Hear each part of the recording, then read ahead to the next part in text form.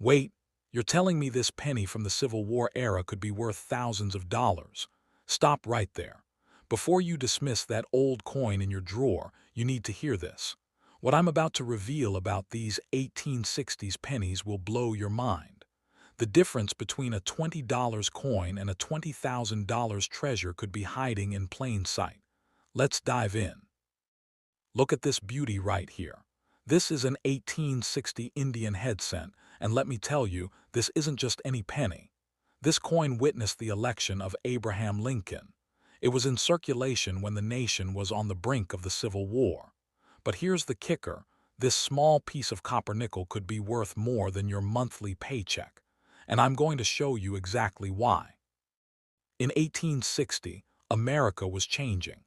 James Buchanan was still president, but not for long. The country was divided, tensions were rising, and in the midst of all this chaos, the United States Mint was producing something revolutionary, a brand new penny design that would become one of the most iconic coins in American history. The Indian head cent replaced the flying eagle design, and when it first appeared, people were fascinated.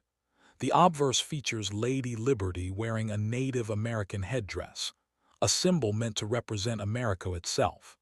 The designer, James Barton Longacre, created something that would endure for half a century. But here's what most people don't know. The 1860 Indian head cent was only the second year of this design. That makes it incredibly special to collectors.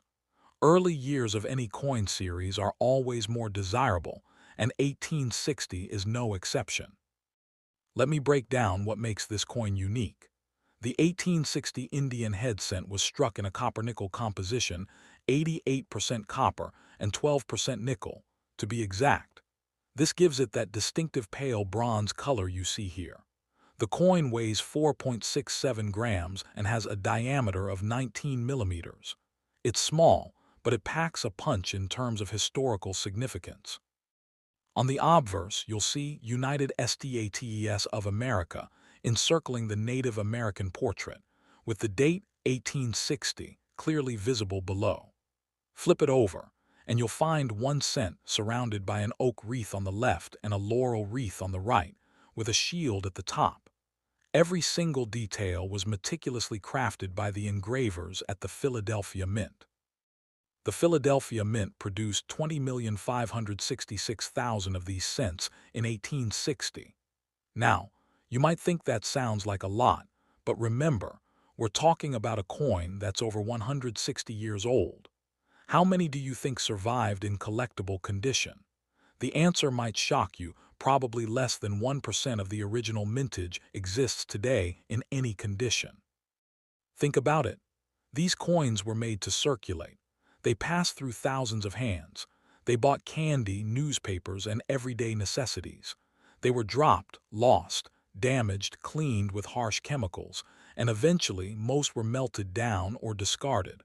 The survival rate for 19th century pennies is remarkably low. Here's where it gets really interesting. Not all 1860 Indian head cents are created equal. The value of your coin depends on several critical factors, and understanding these could mean the difference between selling for $20 or $2,000 or even more. First and foremost, condition. This is absolutely crucial. Numismatists use the Sheldon scale to grade coins from 1 to 70. A coin in good condition, abbreviated G4, might fetch $15 to $30. These coins show heavy wear, with the major design elements visible but worn smooth. You can make out the date and the basic outline of Liberty's portrait, but the finer details are gone. Move up to very good, or VG8, and you're looking at $20 to $40. Fine condition, F12, brings $30 to $60. In very fine, or VF20, where you can see more detail in the feathers and hair, you're in the $50 to $100 range. But if you've got one in extremely fine condition, EF40, you're looking at $75 to $150. At this grade, all the design elements are sharp and clear, with only light wear on the highest points. The coin still retains much of its original detail and eye appeal. And if you're lucky enough to have an uncirculated specimen, MS-60 or higher, hold onto your hat, because those can sell for $300 to $500 for lower uncirculated grades. Premium examples in MS-65 condition, with original mint luster and no spots or discoloration, have sold for over $2,000. The finest known examples have brought $10,000 or more at major auctions. Now let's talk about VARITIS. This is where things get exciting for serious collectors. The 1860 Indian head cent comes in different varieties that numismatists hunt for relentlessly. There's the pointed bust variety and the rounded bust variety. The pointed bust, where Liberty's bust comes to a sharp point, is slightly scarcer and more valuable. The rounded bust has a more curved truncation. These subtle differences can add 20% to 50% to the coin's value. But wait, there's more. Error coins can be worth exponentially more than regular strikes. We're talking about doubled dies, where the design appears doubled due to a minting error. A 1860 doubled die obverse, where you can see doubling in the letters or the date, can be worth thousands of dollars. Then there are repunched dates, where the date was stamped multiple times, creating a ghost image. Off-center strikes, where the coin wasn't properly aligned during striking, can also command premium prices. Clipped planchets, where a piece of the coin blank is missing before striking, are another sought-after error type.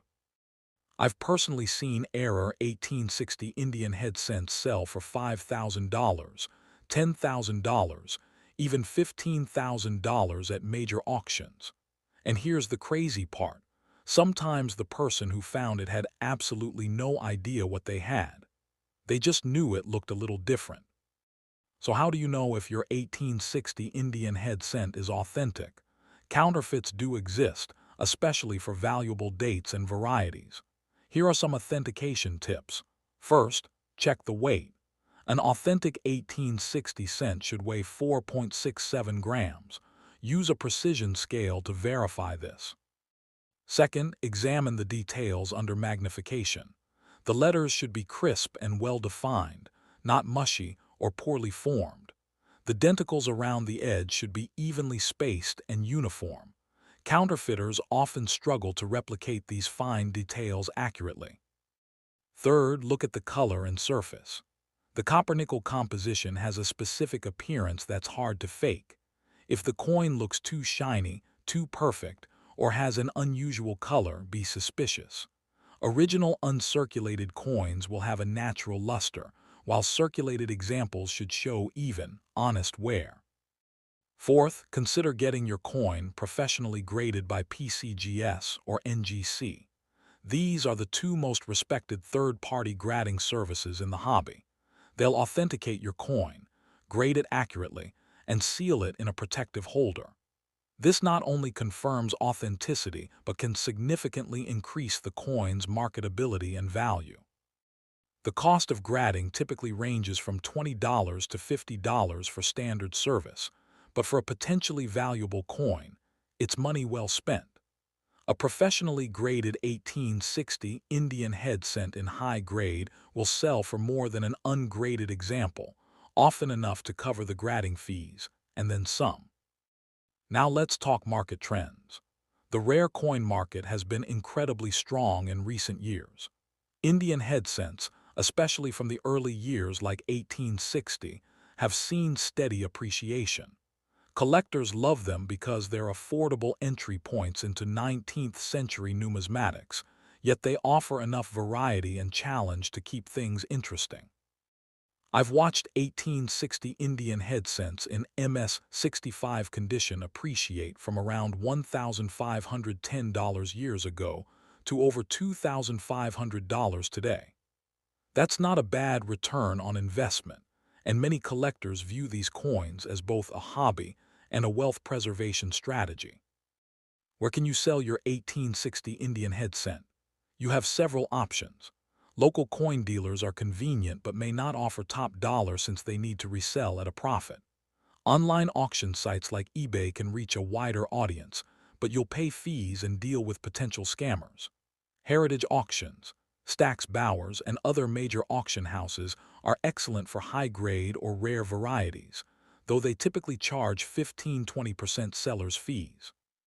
If you're not in a hurry to sell, consider having the coin graded first and then listing it on specialized numismatic forums or platforms where serious collectors congregate. You'll often get better prices from collectors than from dealers. One final thought about the 1860 Indian head cent. These coins are tangible pieces of American history. When you hold one, you're connecting with the past in a very real way. Someone held this exact coin during the Civil War. It might have bought a newspaper announcing Lincoln's election or paid for supplies during one of the most turbulent periods in American history. That historical connection is priceless and adds to the coin's appeal beyond mere monetary value. Now let's talk about the 1861 Indian head cent, and folks, this one is even more significant than its predecessor. Why? Because 1861 was the year everything changed. This is the year the Civil War began. Fort Sumter was fired upon in April 1861, and America would never be the same. Every single 1861 penny was minted during this watershed moment in history. Imagine this. It's early 1861. Abraham Lincoln has just been inaugurated as the 16th President of the United States. Southern states are seceding one by one. The nation is fracturing, and in Philadelphia, the U.S. Mint is churning out pennies as fast as possible, not knowing if there will even be a United States by year's end. The 1861 Indian head cent carries that weight of history. It's not just a coin, it's a survivor from America's darkest hour, and collectors know this. They feel it when they hold these coins. That's why 1861 Indian head cents command respect and strong prices in today's market. The Philadelphia Mint struck 10,100,000 Indian head cents in 1861. Notice something. That's roughly half the mintage of 1860. Why the dramatic drop? Simple. The country was in crisis. Resources were being diverted to the war effort. Copper and nickel were needed for military purposes. The mint was operating under increasingly difficult circumstances as the war escalated. This lower mintage makes the 1861 somewhat scarcer than the 1860, and in the coin collecting world, scarcity equals value. All other factors being equal, an 1861 Indian head cent will typically sell for 10–25% more than an equivalent 1860. That might not sound like much, but when you're talking about coins worth hundreds or thousands of dollars, it adds up quickly. The 1861 Indian head cent shares the same specifications as the 1860. It's still that copper-nickel composition, still 19 millimeters in diameter, still weighs 4.67 grams. The design is identical Lady Liberty in her Native American headdress on the obverse, the oak and laurel wreath surrounding 1 cent on the reverse. The only difference you'll immediately notice is the date, 1861 instead of 1860. But that single-digit change represents a world of difference historically. By the time these coins were circulating widely, Americans were at war with each other. Brothers were fighting brothers. The economy was in turmoil, and these little copper-nickel cents were trying to keep commerce flowing despite the chaos. Here's something fascinating. Many 1861 Indian head cents were hoarded during the war years. As people lost faith in paper money and banks, they turned to hard currency gold, silver, and yes, even copper-nickel cents. This hoarding behavior actually helped preserve some specimens in better condition than might otherwise have survived, which is good news for collectors today. Let's talk about grading and values for the 1861. Just like the 1860, condition is king. In good condition G4, you're looking at $20 to $35 for an 1861. That's slightly higher than the 1860 right off the bat. In very good VG8, expect $30 to $50. Fine condition F12 brings $40 to $70. Move into very fine territory VF20, and you're at $60 to $120. The details are crisp, Liberty's feathers show good definition, and the coin has excellent eye appeal despite circulation wear. Extremely fine, EF40, commands $100 to $175. These coins are quite attractive and show only light wear on the highest points. But here's where the 1861 really shines, in uncirculated condition. An MS-60 example starts around $350 to $450. MS-63 brings $600 to $900. And if you've got an MS-65 or better, hold on tight, because you're looking at $2,500 to $4,000, and exceptional gems have sold for over $15,000. Why such high prices for top-grade 1861 cents? Remember that lower mintage. Remember the wartime hoarding and circulation. Remember that most people didn't save pennies carefully, they used them. Finding an 1861 Indian head cent in pristine condition is genuinely difficult. When one comes to market, serious collectors compete fiercely for it. Now let's discuss varieties and errors for the 1861. Just like the 1860, there are pointed bust and rounded bust varieties. But the 1861 has some additional varieties that make it especially interesting to specialists. There are several repunched date varieties for 1861, where you can see clear doubling or tripling of the digits in the date. These are highly collectible and can add hundreds of dollars to the coin's value. Some show repunching in just the final one. Others show it in multiple digits. Then there are the die cracks and die breaks. As dies wore out at the mint, they developed cracks that transferred to the coins. Some 1861 cents show dramatic die cracks across Liberty's portrait or through the wreath on the reverse. While these are technically production flaws, collectors love them because they tell the story of how these coins were made under pressure during wartime. Doubled dies exist for 1861 as well, though they're not as dramatic as some later years. Still, any doubling visible to the naked eye will command a premium. I've seen 1861 doubled die varieties sell for $3,000 to $8,000 depending on the strength of the doubling and the coin's overall grade. Off-center strikes are particularly valuable for 1861. Imagine a coin struck 10% off-center, so you can see the design is shifted and part of the blank planchet is visible. These errors can bring $500 to $2,000 or more depending on how far off-center they are and whether the date is still visible. Here's a pro tip. The date is crucial for off-center errors. If the coin is struck off-center but you can still read 1861, it's worth significantly more than if the date is partially or completely off the planchet. Collectors want to know exactly what year the error coin is from. Clipped planchets, where a piece of the circular blank is missing before striking, are another error type to watch for. A nice curved clip that removes 5–10% of the coin but leaves the date visible can be worth $300 to $800. Straight clips are less common and even more valuable. Let me tell you a story.